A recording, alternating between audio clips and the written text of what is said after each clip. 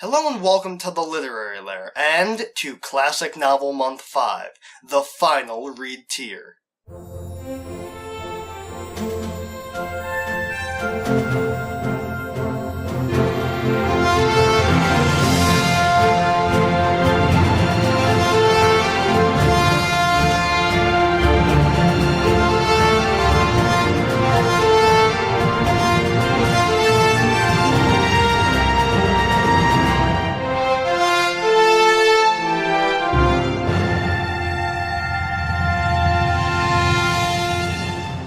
The subtitle is both a Star Trek reference and a bit of a truth. This will be the final classic novel month, at least the last one for a while. As much as I enjoy doing it, I want more space for freedom and to do other theme months, and June is really the only month where I have freedom to do that, so I figured we'd give it one last hurrah, and then next year we can do something else. Anyway, this year's selection will be mostly what I didn't do last year, but I can already tell it's gonna be a fun month. Starting off, we're revisiting an author that we looked at during the first classic novel month, F. Scott Fitzgerald, author of The Great Gatsby. While that book was adapted into a less than well-received film, you may not know that he also wrote a short story that was adapted into a pretty well-received film. The Curious Case of Benjamin Button, which a lot of people didn't know was a short story, was first published in 1922, actually predating The Great Gatsby. The important thing to note is, like many stories that were adapted for the big screen, even if you've seen the movie, you don't know the story at all. And this one even more so, because the original story is only 52 pages, so naturally they added a lot. Though for once, they didn't add in a forced romance that wasn't in the source material. It's nothing like it is in the source material, but at least it was based on a previously existing plot element and wasn't grabbed out of thin air for no reason. Thank heaven for small mercies. Anyway, what is the original story like, and does it hold up to Fitzgerald's other works? Let's find out. This is The Curious Case of Benjamin Button.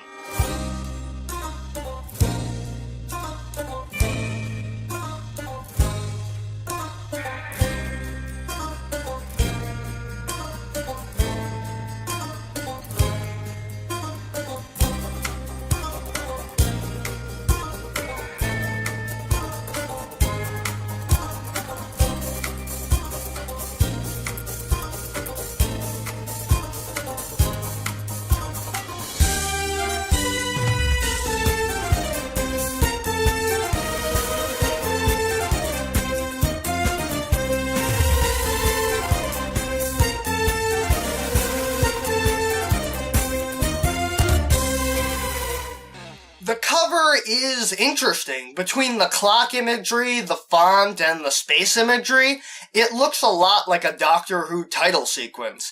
And considering that this is about a man who ages backwards, it's actually rather surprising that Doctor Who hasn't used that in an episode yet. Unless it was used in one of the novels or audio dramas, I wouldn't know. I've always wanted to see a Doctor Who episode where a Time Lord regenerated backwards through older faces. Other than that, it's not that visually impressive, though I like it a lot more than I liked last week's cover. This one at least doesn't lie on the cover, only telling us that it's from the author of The Great Gatsby and the inspiration for the major motion picture. Anyway, let's get to the story itself. The story naturally begins in 1860, with Mr. Button going to the hospital after his son's birth, which, unusually for the time, they insisted on doing it not at home, but in a hospital, where everyone is a bit on edge. It's no one's fault, really. Dr. Kelso is in one of his moods again because Enid came home early from fat camp. No one will give him any sort of info on his son's birth, and so he runs in and demands answers, finding the nursery and seeing a rather unusual sight in one of the bassinets. A fully grown elderly man who appears to be very put off about the whole situation. When Mr. Button demands to see his son, the nurses point him to the old man, who then asks if Mr. Button is his father. Mr. Button is appalled at the notion that his firstborn son is an old man, but he's quickly driven out of that when the old man demands proper clothing, as all the hospital can offer are diapers, swaddling clothes, and a blanket, and the old man is having none of it.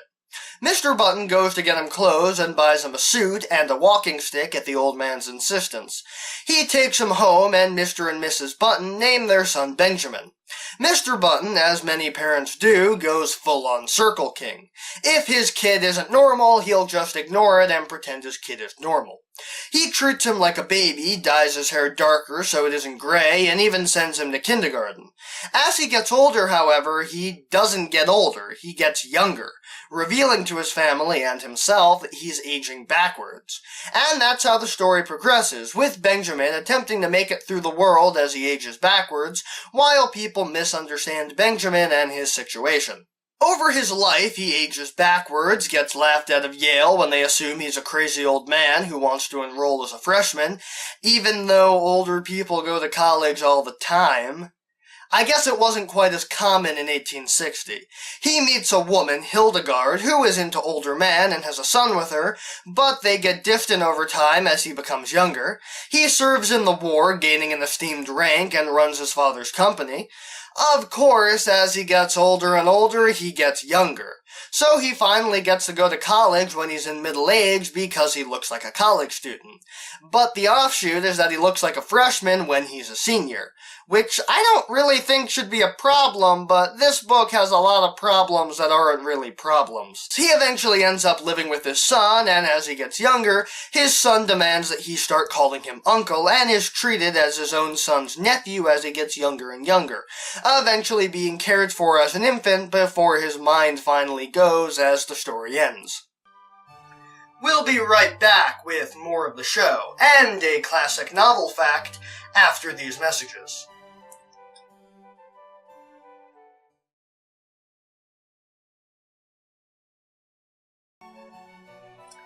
We're back, and did you know that the first recorded usage of the word wicked to mean good or cool was in F. Scott Fitzgerald's first novel, This Side of Paradise? That's wicked cool. Most of the characters aren't very developed, but for a 52-page story, that is forgivable. The most developed is naturally Benjamin Button himself. It's honestly really fascinating watching him live his life and the ups and downs of aging backwards. It's baffling when people act like he's the end of the world. He's a baby that within 6 hours of being alive has presence of mind, a grasp on the English language, knows what words mean, and can walk. How he wasn't taken to be studied is totally amazing. It's also really sad, as his entire life no one really gets him or treats him like he wants to be treated. He's laughed out of Yale, kicked out of the army when he looks too young. His life is one misfortune after the other. Other than him, most of the other characters are just assholes. I mean, everyone either hates him or is just a general jerk. Like his wife, who only likes him because he looks old, and don't even get me started on his son, who treats him like crap as he gets older. Which, now that I think about it, could be a commentary on how we treat our elderly. Considering that The Great Gatsby was hiding a homosexual undertone, that wouldn't surprise me. The story, being short, naturally moves quickly, but nothing feels especially rushed. You would think that, since even in longer stories things get rushed, we'd have that in spades here, but you'd be wrong. The story is exactly as long as it needs to be. I mean, personally, I'd have liked to see more development on what exactly caused Benjamin's condition, but as it stands, the story is fine. I not once during the story felt like something was rushed, and everything was given the amount of time that it needed to have. Most of the best bits are within the situations that Benjamin gets into during his long and confusing life. I mean, there's nothing more hilarious than what appears to be an old man sitting in front of a really tiny desk finger painting. It's a classic, and I highly recommend it. The story might not be very long, but it is well worth your time, especially with the reading of it being an allegory for how we treat old people. I really enjoyed it because it's simultaneously about a strange situation, but also very personal. You can really identify with Benjamin and start to feel really bad for him as his life falls apart. If you want a story that makes you feel for the main character while having an interesting premise, this is the story for you. I wish I had more to say, but that's pretty much it. It's a great story and well worth your time as a reader. If you're looking for something to read while relaxing on a lazy summer day, this is the book, and lucky for you, it's available for free several places on the internet. If you like the movie, I definitely recommend this, but be prepared. They're two very different, but both very good stories. And that was The Curious Case of Benjamin Button. Was it good? Yeah, it was. I can definitely see why it's considered a classic. While I wasn't too fond of the film adaptation, I love the original story. And if you're looking for a classic that's a nice, quick, easy read, this is the story for you. I managed to read the entire book in the span of a half hour, and I was hanging on every word. Anyway, that's all the time we have for today. If you'd like to see more of the Literary Lair, you can hit that subscribe button, and if you have any comments or complaints about the video, you can put those in the comments section below. And if you enjoyed this video, show it to your friends and share it around the internet, and maybe consider supporting the show on Patreon.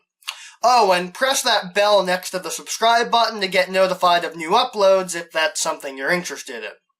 Come back next week for a look at another classic novel that was adapted into a movie, and spawned a franchise that hasn't ended to this day. See you next time.